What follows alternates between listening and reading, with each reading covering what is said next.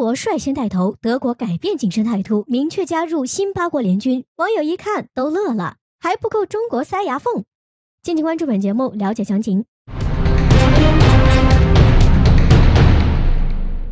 最近中国周边的局势可以说是一波未平，一波又起。一直以来，美国都在不遗余力地充当着掀起波浪的角色，这次也并不例外。而在美国的鼓动下，这一次的浪潮似乎很大。首先不得不提英国，据报道称，英国皇家海军最快明年初向西太平洋地区部署以最尖端航空母舰伊丽莎白女王号为核心的航母打击群。从深层次来说，英国或许带了一个很坏的头。在爆出英国即将派遣航母之后，有报道称法国也打算派遣戴高乐航空母舰到太平洋地区进行长期部署。更为警惕的是，最新消息显示，连一向警惕的德国也开始明确表态了。据多维新闻援引日本时事通讯社的最新报道称，德国国防部长卡伦鲍尔表示，为加强与日本、澳大利亚、美国等国的联合，德国计划近期向印度太平洋地区派遣一艘德国联邦军护卫舰。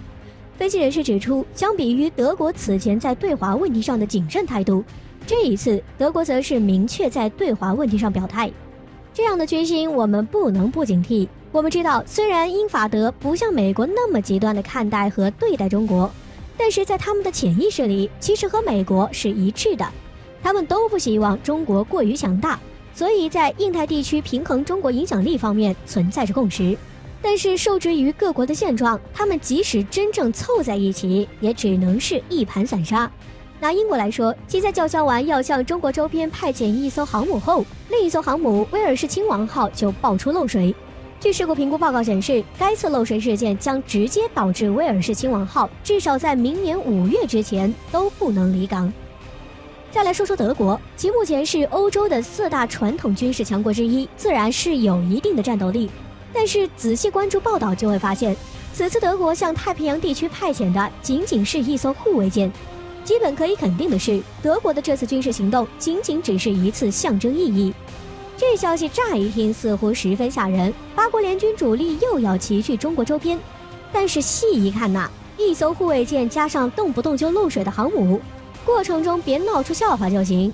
就连我国网友在看到消息之后都表示，才一艘，多来点儿才够中国塞牙缝。所以对于我国来说，我们需要明白的是，当前中国所面临的周边局势并不友好，未来我们也一定还会遭受更大的政治和军事压力。我们需要做的就是坚定发展自己，迎难而上。换个角度来说，陪练越多，中国军队实力提升也就越快。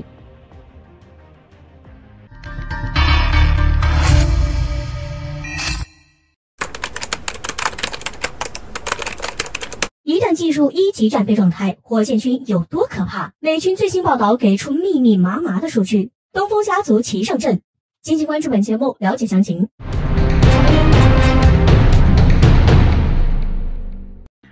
作为中国最神秘的一个军种，火箭军对外公布的消息很少。不过，美国一家名为原子科学家公报的组织在最新报告中给出自身对解放军火箭军的判断，替中国接了个底。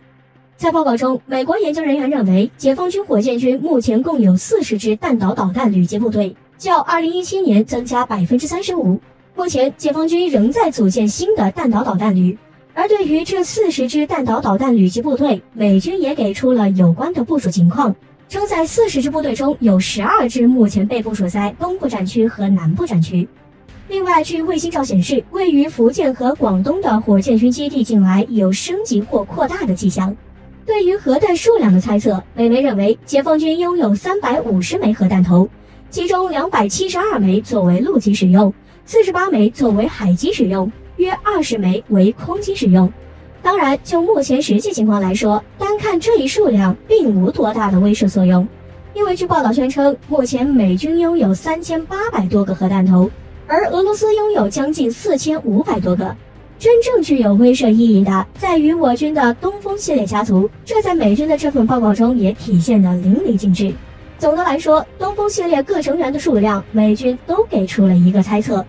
其中，根据美军的说法，东风17高超音速弹道导弹疑似装备18枚，40枚的东风21系列或搭载40个弹头，东风26中远程弹道导弹则有100枚。东风31、31A、31A7则共有78枚，东风41洲际弹道导弹则已有18枚，可携带54个弹头。除此之外，在战略级核潜艇以及轰炸机上都有携带一定量的核弹头。尽管目前并不能证实这一猜测的真实性，但是从报告中也可以真切地感受到美军对于解放军火箭军的重视程度。美国陆军上将马丁·登布西曾表示，中国火箭军作为全球最具威慑力的军队，实力不容小觑。基于美军的猜测基础，试想一下，一旦进入1级战备状态，40支导弹旅随叫随到，一枚枚东风快递整装待发，威慑力绝对不同小可。早在此前，我军曾向南边海域连续发射过4枚东风21D或者是东风26，该事件引起外媒的争相报道。最近，美军印太司令部司令戴维森证实，解放军火箭军的反舰弹道导弹成功命中在南部海域的移动靶船，区区几枚就令美军如此在意，那么上百枚一齐上阵又是何种概念？因此，与其说是1级战备状态下火箭军能发挥多大作用，倒不如说火箭军有多可怕。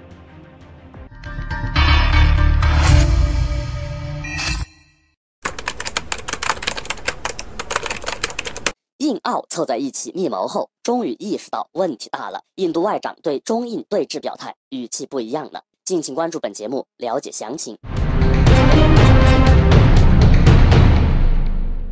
随着中澳一系列相关事件的持续发酵，外界人士纷纷预测，澳大利亚将面临一段艰难时期。有人表示，因为疫情的影响，加上目前澳大利亚对华政策所导致的经济下滑，澳大利亚正面临着30年来的首次经济衰退。而这一事件的影响到此还没完。日前，在印度外交部长与澳大利亚洛伊国际政策研究所执行主任弗利洛夫进行了一场视频互动。而在与澳大利亚这场密谋之后，印度外交部长苏杰生就针对中印对峙进行了表态。据悉，印度外交部长苏杰生当天表示，中印可能会对峙，但从来没有出现过这样的情况。今天如何让两国的关系重回正轨是个大问题。我们很清楚，维护实际控制线的和平与安宁是两国关系和发展的基础，这与其之前在接受媒体采访时的表态截然不同。据有关消息透露，印度外长苏杰生此前称，中国解放军以不同的理由向实控线区域部署了大量的军队，将中印关系推向了迄今为止最困难的阶段，并指责解放军违背了双方之间的约定。显而易见，在这次讲话中，印度外交部长苏杰生维持了印度一贯的作风，罔顾事实，甩锅给解放军。但是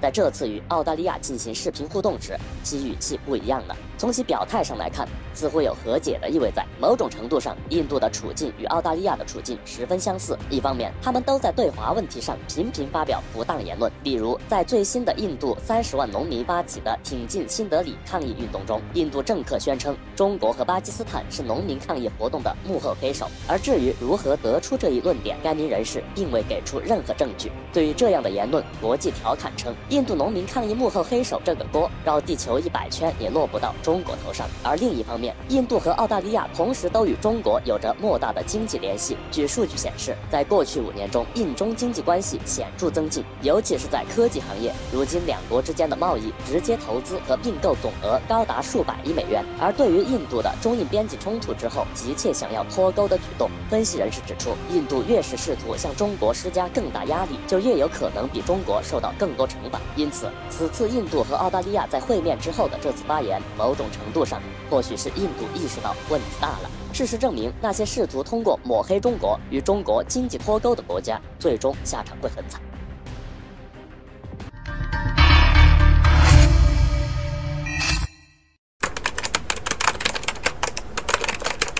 一张什么样的照片让美国人集体炸锅，后悔也来不及。苏57已经建立起5大绝对优势，歼20未来也会用得上。敬请关注本节目，了解详情。按照目前的发展局面来说，美俄不可能在高端机密军事领域存在合作。但是最新爆出的一张照片却直接让美国炸锅，其不仅参与到了俄罗斯最机密的军事生产中，甚至还帮了俄罗斯大忙。据《环球时报》援引美国网站战争地带的报道称，俄罗斯著名的飞机制造企业苏霍伊公司的母公司俄罗斯联合飞机公司于日前在某视频网站上发布了一条简短的视频。显示位于俄罗斯远东地区的一家航空公司使用增强现实技术来组装苏57隐形战斗机。据更进一步的报道称，使用 AR 技术来进行飞机生产，能够降低错误率，同时也能提高效率。另外，完工之后 ，AR 眼镜还能够检查工人施工的结果。总之，在帮助苏57生产上 ，AR 技术帮了大忙。问题恰恰出在了 AR 技术上。在这个视频上，仅出现了2-3秒的一张视频照片，引起了美国媒体的注意。照片显示一个俄罗斯工人佩戴的 AR 眼镜是美国微软公司的产品。据悉，在得知这一消息后，美国一些媒体和网民开始对俄罗斯使用美国技术来帮助军工生产的做法感到愤怒。有些网民甚至开始叫嚣，对俄罗斯禁用该 AR 眼镜。但是遗憾的是，微软公司的这一 AR 眼镜是面向全世界的，根本无法防止俄罗斯人采购。况且退一万步说，现在阻止苏57的生产已经没有任何意义，因为苏57已经建立起了5大优势。最近，美国国家利益列出了苏57的5个突出特点，使其成为针对美国战机的最大威胁。文章指出，其一是苏57的机动性，具体来说，就是苏57的设计使其在进行空战时具有最高的机动性和最佳性能。其二是火力，苏57可以使用多种超远程空导弹。其三是成本，据美国介绍，苏57的生产成本只有美国同类战机的1半。第四是具有强大的航空电子系统，这使得苏57能够有效地追踪敌人，打击极其重要的目标。第五是苏57能够与 S-70奥克霍特尼克重型无人机进行战斗。看到这里，美国人应该连肠子都悔青了。不过值得注意的是，这张照片或许也给我国带来一定的启示意义。分析人士指出，将 AR 技术应用于军工生产虽然还是一个新鲜事物，但是从应用成效来看，其未来一定能够在军工生产领域大放异彩。目前我国已经在 AR 技术的核心领域取得重大突破，也许未来我们将看见歼20的生产线上使用 AR 技术来辅助生产，相信这一天不会太远。